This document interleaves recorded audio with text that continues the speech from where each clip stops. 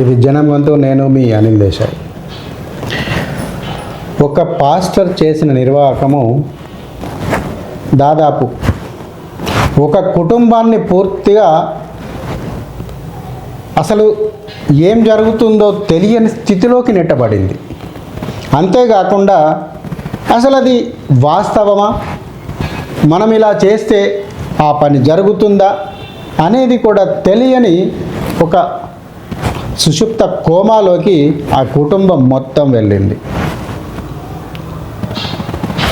పూర్తి వివరాల్లోకి వెళితే మన హైదరాబాద్ భాగ్యనగరం పట్టణంలోని కూకట్పల్లి పోలీస్ స్టేషన్కు కేవలం 2 కిలోమీటర్ల దూరంలో గల ఒక అపార్ట్మెంట్, శ్రీ సాయి భరద్వాజ అపార్ట్మెంట్లో ఒక మనము బయటకి మాట్లాడుకోలేని జరగని సంఘటన జరిగినట్లుగా వాళ్ళు తెలియడం జరిగింది. ఆ అపార్ట్మెంట్లో ఒక కుటుంబం గత 18 సంవత్సరాలుగా నివాసం ఉంటుంది. ఆ నివాసం ఉన్న క్రమంలో వీళ్ళు ఏపీలోని ఏలూరుకు చెందిన యేసురత్నం కుటుంబం 40 ఏళ్ల క్రితం నగరానికి వచ్చారు. ఏఎస్ఐగా పనిచేసిన ఆయన 10 ఏళ్ల క్రితం చనిపోయారు. ప్రస్తుతం ఆయన భార్య శమంతకమణితో పాటు 2 కుమార్తెలు సునీత, శైలజ.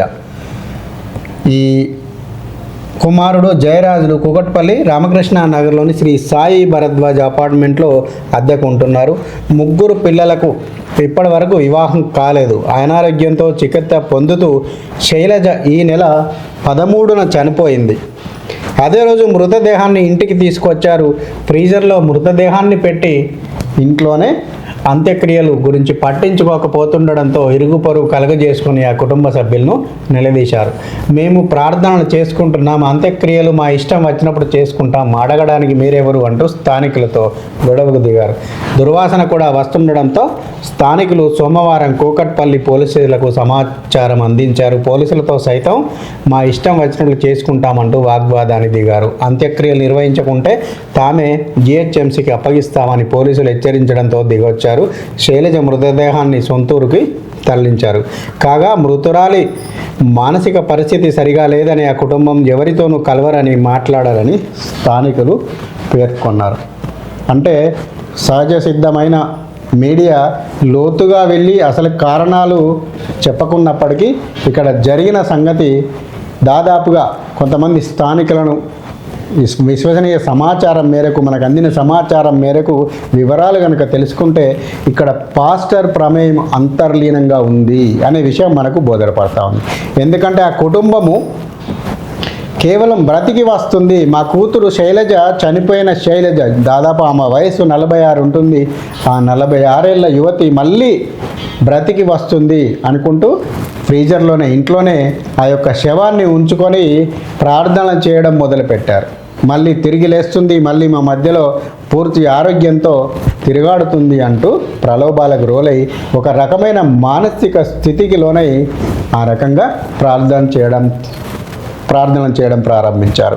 దాదాపుగా మనం చూస్తూ ఉంటాం, ద టచ్ అనగానే ఈ పాస్టర్లు ద టచ్ అనగానే లేచి అక్కడున్న ఎంతో మొత్తం అప్పటి వరకు 100కి 100 పాళ్ళు పిచ్చితనంతో వ్యవహరించిన ఒక అనారోగ్యకరమైన వ్యక్తి లేచి ఆహా నేను ఆరోగ్యంగా ఉన్నాను అని మాట్లాడతాడు.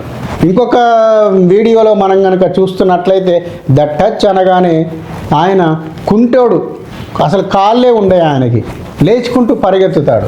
ఇంకొక పాస్టర్ చెప్తాడు ద టచ్ అనగానే ఆయన అప్పటి వరకు కళ్ళు కూడా కనబడవు, నోరు లేదు, మాట రాదు, చెవులు వినబడు, పూర్తి డెఫ్ అండ్ డమ్ వ్యక్తి కూడా నాకు అన్నీ వినబడుతున్నాయి, ఆహా మహిమ, పాస్టర్ గారు మహిమ అంటూ చెప్తారు. అంటే ఇలాంటి మాటలు పాపం అమాయకులు, వాళ్ళకేం తెలుసు, ఇవన్నీ వాళ్ళ కుటుంబం కోసమే, వాళ్ళ యొక్క ఫ్యామిలీలు మేం బాగుంటే మంచిది చాలు, మిగతా సామాన్య జనం ఎక్కడ పోతేంది అంటూ ఈ పాస్టర్లు చేస్తున్న అరాచకానికి మరో కుటుంబం కూడా ఇక్కడ బలైందని మనము చెప్పుకోవచ్చు.